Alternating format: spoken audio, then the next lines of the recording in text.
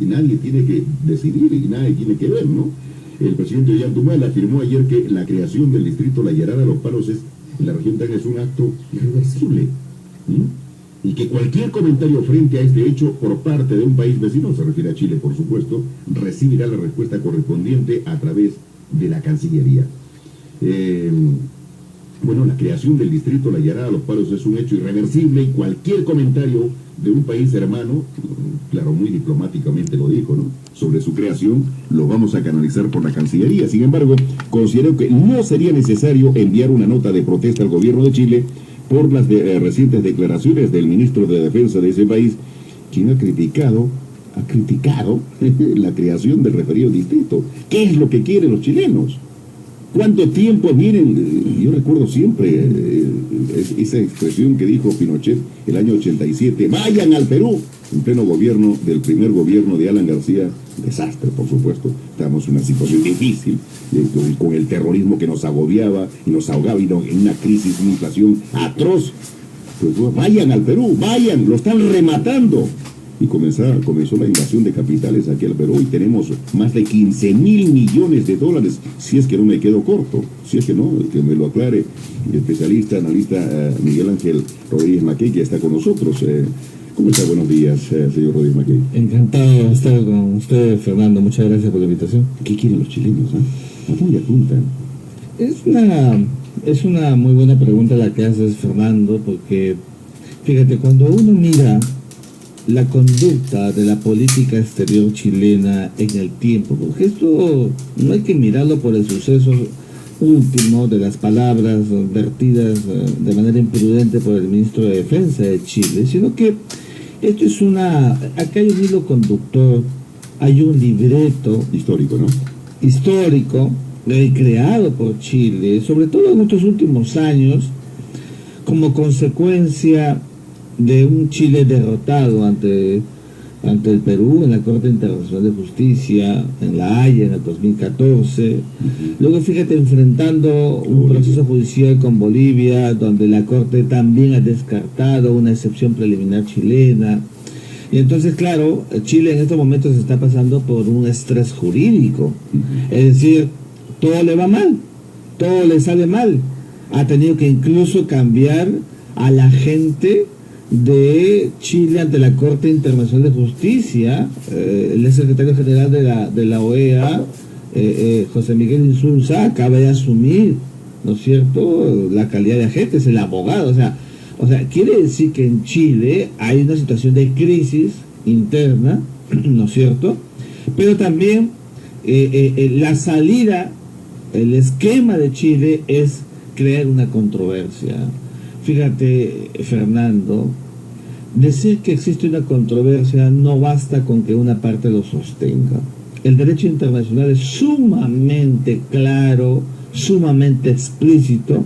Hay un fallo histórico en el sistema internacional que es el fallo de Mavromantis, fíjate, de 1924. O sea, no existía la ONU, no existía la Corte Internacional de Justicia, la antecesora, que fue la Liga de las Naciones, y en ese marco la Corte Permanente de Justicia Internacional. Ya desde esa época, Fernando, se hablaba que una controversia era cuando hay dos posiciones distintas, antagónicas, absolutamente cada una de ellas con sus argumentaciones, que se ponen en una palestra jurídica y que son resueltas por una Corte Internacional.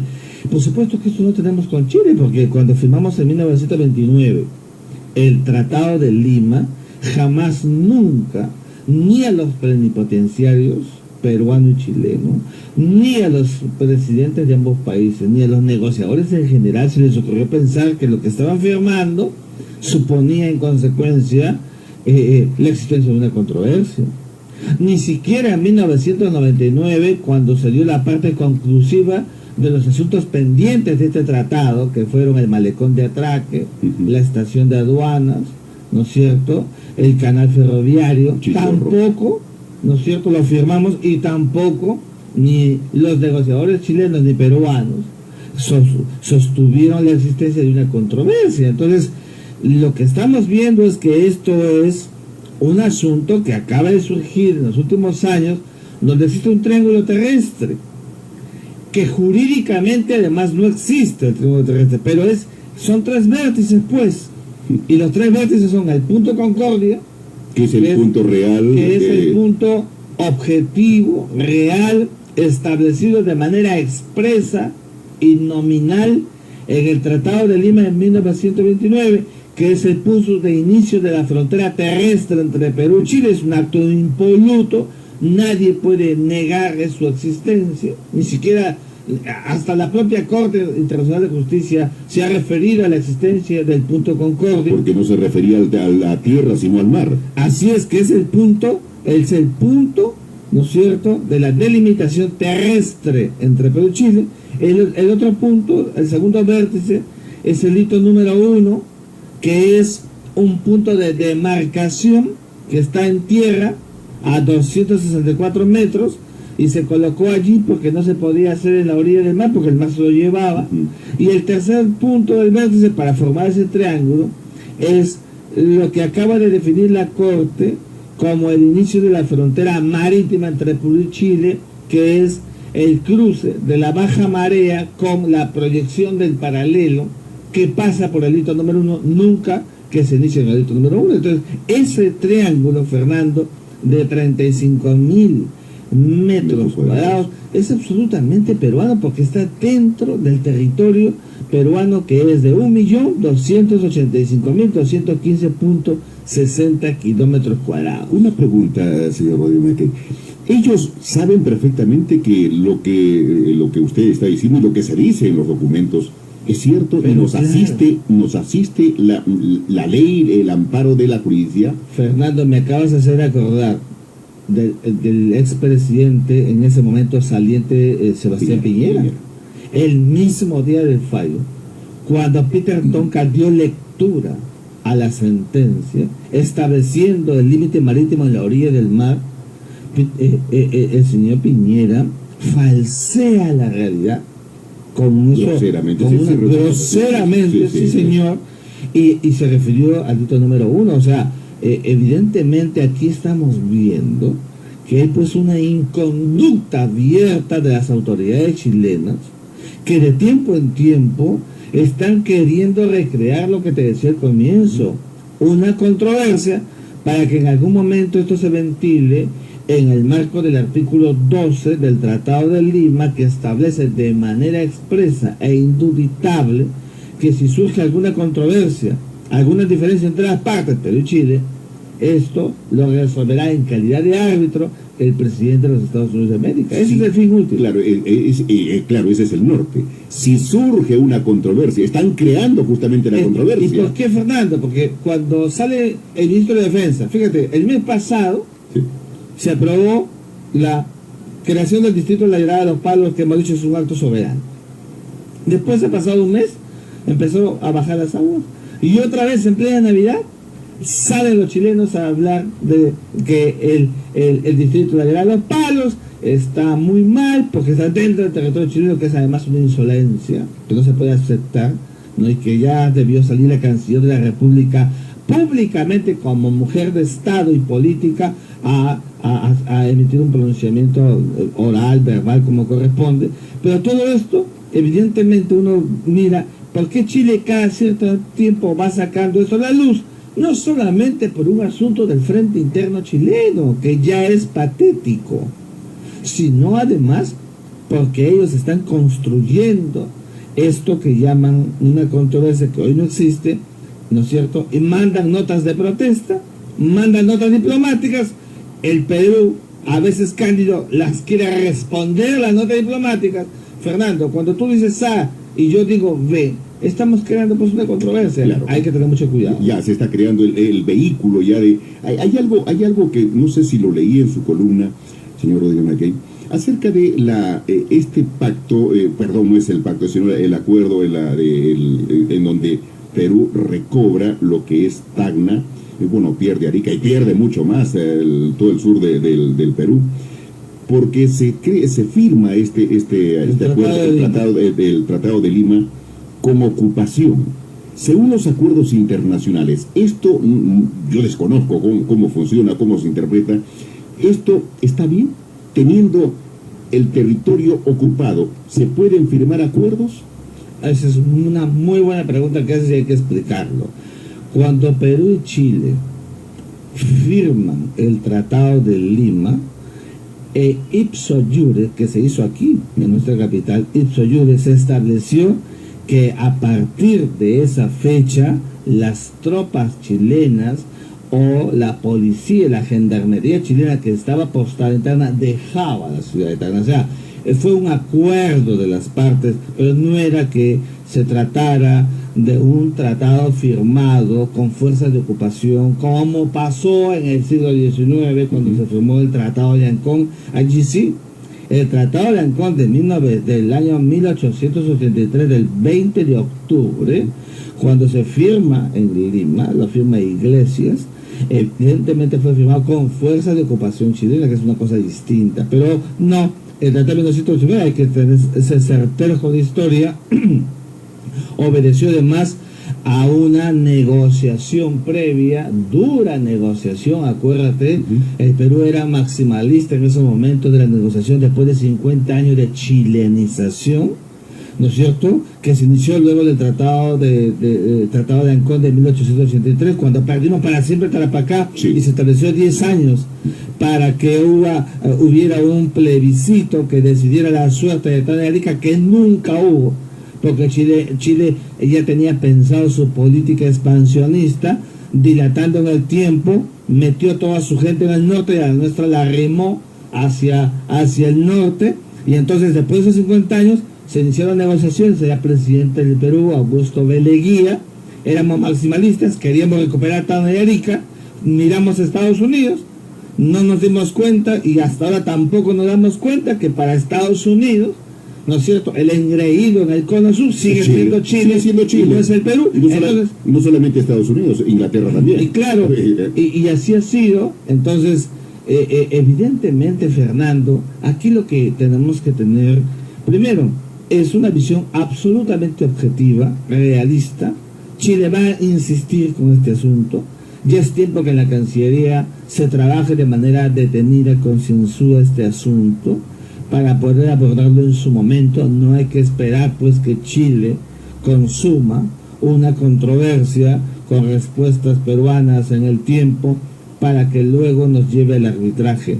Hay que tener un mecanismo de acción por la Cancillería, que es el canal diplomático, que yo siempre he dicho que la diplomacia en este tipo de asuntos coadyuva muchísimo para solucionar problemas, pero ya estamos viendo que más allá de los buenos gestos, porque el Perú ha dado gestos, Fernando, eso es cierto, ha dado gestos permanentes de buena voluntad, pero vemos que Chile, ¿no es cierto?, todo lo tira abajo, y esa es parte de el doble cañón de la política exterior chilena, que es una inconducta en términos internacionales. Pero ahí es tiempo que se detenga esta acción, porque Chile sigue insistiendo en algún momento. Cuando tienen mayormente un problema político interno, pues sacan a reducir estos temas, pero no solamente porque tengan un problema interno, sino que tienen, lo que usted ha dicho, una agenda ya planificada desde hace mucho tiempo. Claro, Fernando, mira, estamos entrando en enero, y ya se viene el 27 de enero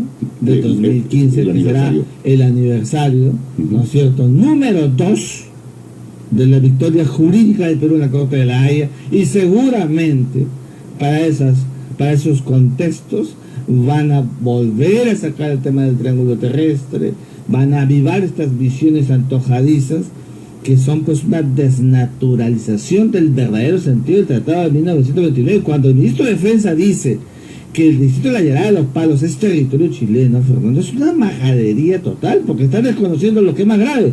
Desconoce el punto concordia del Tratado de Lima, que es un instrumento bilateral, y eso sí. Y eso está escrito en los documentos, está escrito, y lo tienen ellos. Y lo tienen ellos, claro. Lo pueden leer tranquilamente, pero bueno, vamos, 6 de la mañana con 48 minutos, estamos conversando con el especialista Miguel Ángel Rodríguez Mackey sobre este tema, majadería de los chilenos.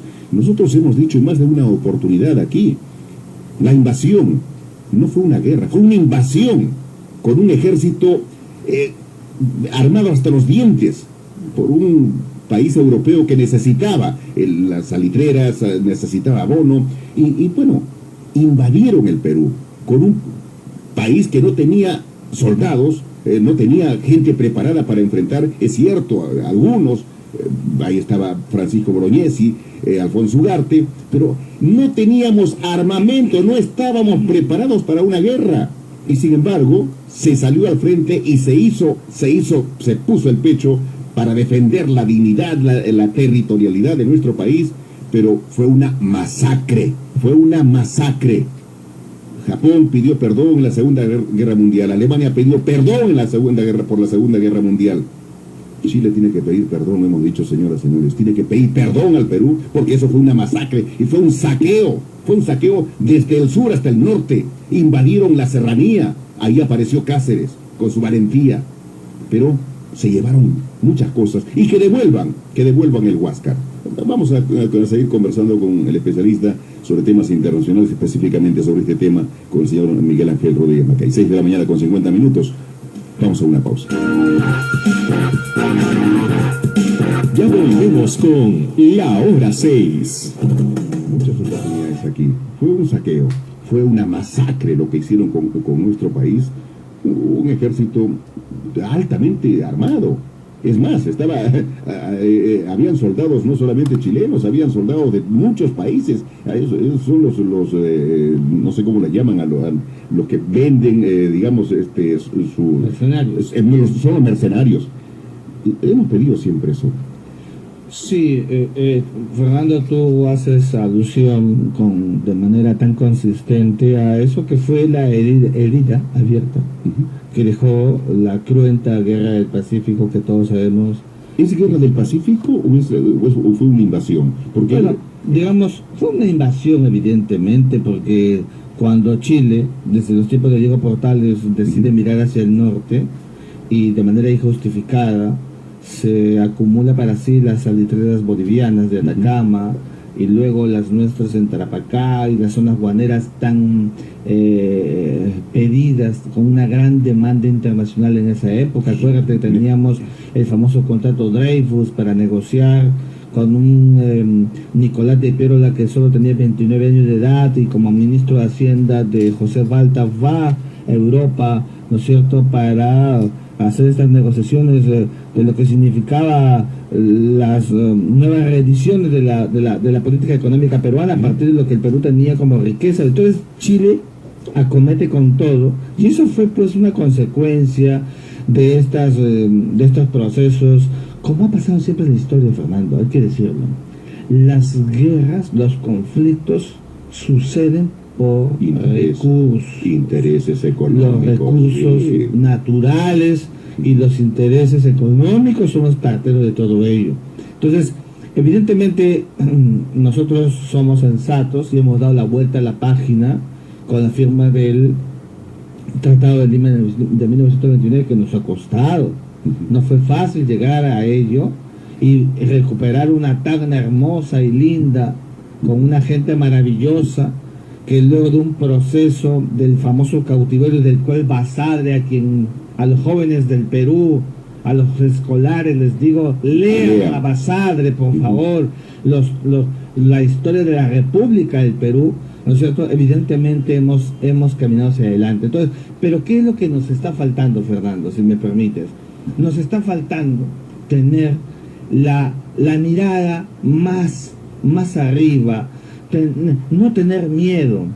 Chile siempre decía que el Perú era un país de políticos, de diplomáticos muy inteligentes, pero de poco carácter. Mira, lo decía Vicuña Maquena. Y esta visión, cuando ayer escucho al ministro de Defensa nuestro, al señor Balaquiv, lo escucho, y dice, sobre este tema, ¿usted qué tiene que decir? Bueno, este es un asunto que lo tiene que resolver la Cancillería, por favor. No puede ser un ministro de Defensa que le responda a su par de que es un actor político decir de esa manera. ¿Qué es esto? Los ministros en general son actores políticos, no son secretarios de nada. Y perfectamente pudo haberle contestado con la altura que corresponde, que no ha tenido el chileno, ¿no es cierto?, la posición del Perú. Con eso no va a dislocar en nada. Entonces llamó la atención de que no es posible que hasta el día de hoy, ¿no es cierto?, haya salido ya salió el presidente de la República, ¿verdad? ¿No es cierto? Pero también los ministros comprometidos o que son atendidos por la prensa, como el ministro de Defensa, tiene que salir al frente, pues, y no estar diciendo esto, no me pronuncio porque está en manos de la Cancillería. Eso es ser timorato. Eso es ser timorato, eso no corresponde a la realidad.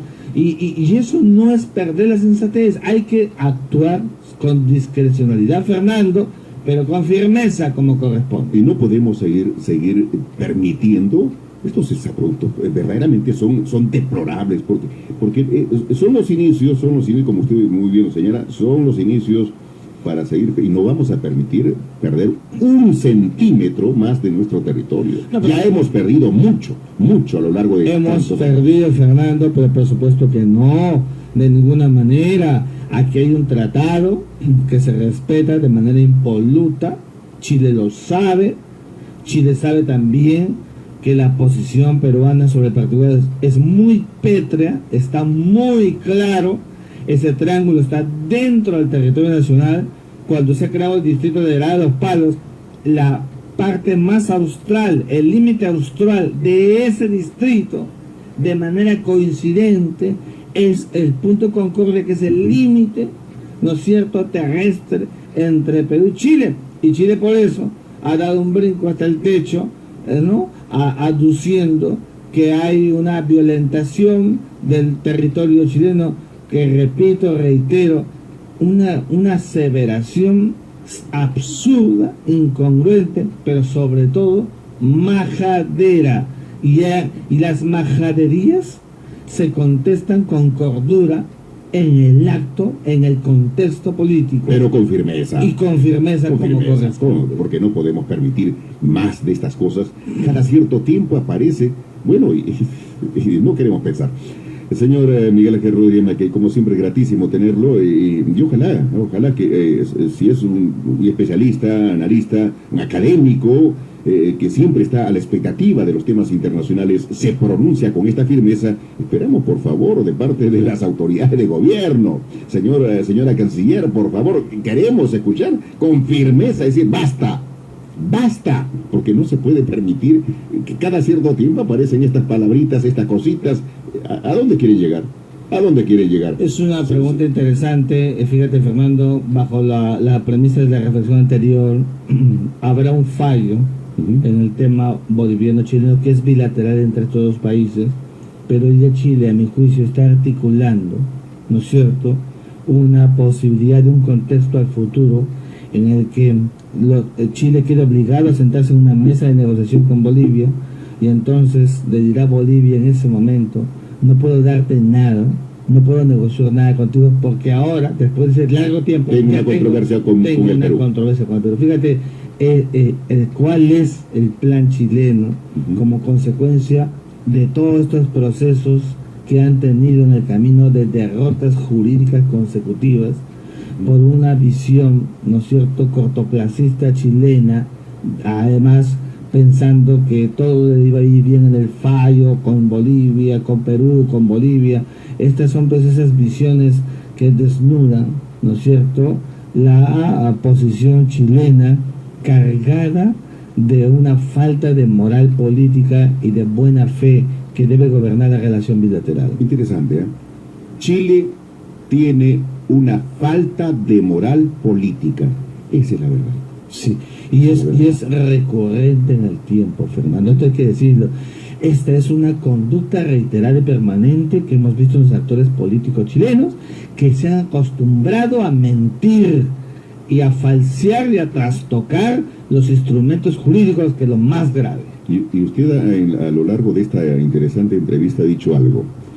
Las guerras, en este caso lo que ocurrió entre Chile y el Perú, y bueno, y Bolivia también, por intereses económicos.